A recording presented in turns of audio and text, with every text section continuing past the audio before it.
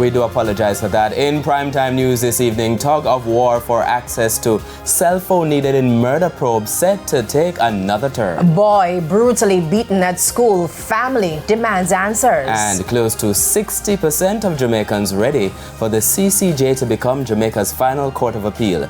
Good evening and welcome to Primetime News on air and online at onespotmedia.com. I'm Archibald Gordon. And I'm Janella Precious with a preview of what's to come in the financial week. Here's Javon Keys.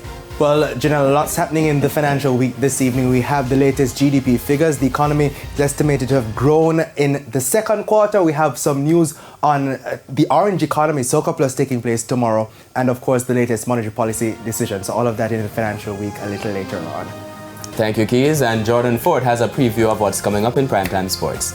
Well, Archie, the JFF are now on the hunt for a new coach for the Reggae Girls after the history-making coach, Lorne Donaldson, saw his contract not being renewed.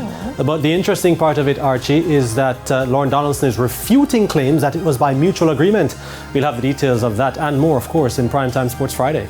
Wow. And the drama continues. Yes. There's also sports commentary, E-Prime, and weather in this newscast. But before the break, the feedback question. And this evening we're asking what should be done to promote peaceful solutions to disagreements between students. You can share comments online, facebook.com/television Jamaica, and tweet us at TVJ News Center. Stay with us, the news in detail after the break.